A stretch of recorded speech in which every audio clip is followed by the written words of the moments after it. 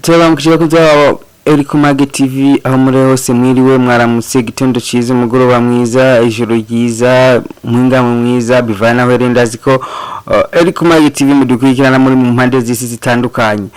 muri no mwatwe tubayagire ku nkuru bike iracicikana ku isi ni inkuru iri kivugwa cyane ku isi mu bihugu bitandukanye n'umuriro washoboye kwaduka muri Leta Zunze Ubumwe za Amerika mu gisagara bitwa Los Angeles urashaka kwibaza ati vyagenze gute umuriro wavuye kuki kubera ikihahiye ibintu bigezehe amaze gushibingana gute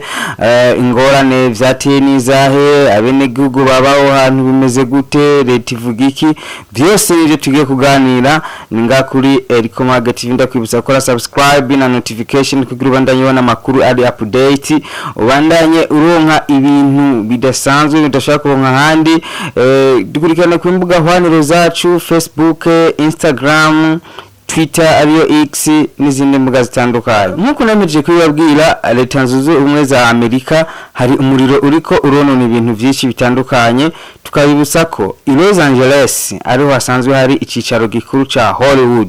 ni industry ikorerwa mu bikorwa mvabwenge canke ibintu byinshi bitandukanye aho twovuga nk'amafilime atandukanye canke umuziki hari n'ama studio menshi atandukanye canke ama maison de production ahubwo na bamwe mu bastari benshi akaba ariho basanzwe baba banakinira ayo mareresi banahinyanyurira n'abastari mu muziki akaba basanzwe baba ayo mareresi akaba ari naho nyene byose babikorera niho bakinira ni bisagara bakiniramo ama studio ari ndani byose bikaba bisanzwe bitunganirizwa muri izo nzu hakaba n'abastari benshi batandukanye abagwiza tunga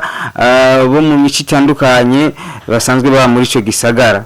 ni muri leta ya California uwo muriro ukaba wadutse kuva ku igenekerezo rya 8/0/2024 niho waduka gushika uyu munsi uriko wumviriza iyi audio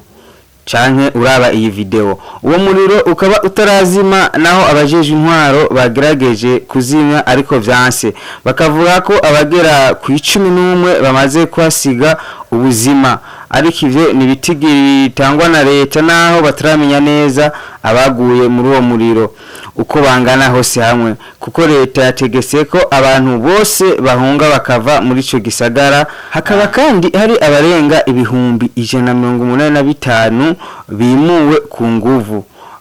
ari nkuko hashobora kuba hari nabandi vyoba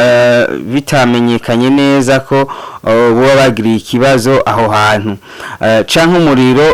ukabafata bariko barimuka kuko nta bitigiri vyo kuri biratanwa neza ingo zirenga ibihumbi 10 zikaba zimaze gusha gufatwa n'umuriro hakaba maze kononekara ibintu bifise agaciro karenga miliyarde 60 z'amadolari aho twovuga amazu yabo y'agaciro ivyari mu ma studio yabo imiduga itandukanye kuko byagoranye ko guhunga no guhungisha ivyabo no guhungisha imiduga byagoranye cyane gushikaho mu barabara usanga imiduga ari myinshi gushika iyaho haza tingatinga ikazitora ikazishira ku ruhande kugira ngo baronke uko baja kuzimya no gutabara hakaba hari n'imodoka zimwe benezo batashoboye kuzihungana zikaba zahiriye ngaho nyene umwe mu baguza tunga bakomeye ku isi Elon Musk akaba ari mu mugwiza tunga wa mbere ku isi akaba kandi ari umugenzi wa Donald Trump arutse gutorerwa kuzoyobora igihugu ca Amerika n'ahatararahira akaba yashoboye kugura ico avuga ku rubuga rwiwe rwa X yavuze ko ivyo bintu bibabaje cyane hamwe na Trump nyene president wa Leta Zunze Ubumwe za Amerika ariko akaba gushika uyu munsi atararahirira kurongora Amerika ariko asigaye kiringo gito kugira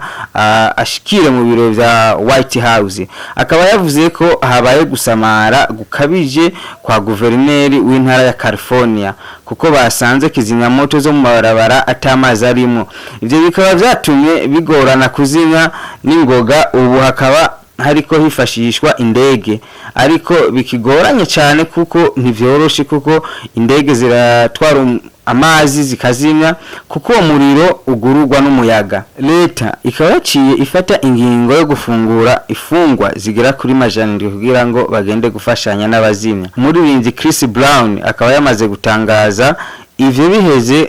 ko bazoca bategura show canke concert canke igiteramo kugira ngo bibagize abantu ivyabaye. Umuririmbyi nyene Chris Brown kandi ngo aba bafungwa boca bagabanirizwa igihano cyo gufungwa kuba bashoboye kuja gufasha kuzimya umuriro. Uwundi muririmbyi yitwa Waka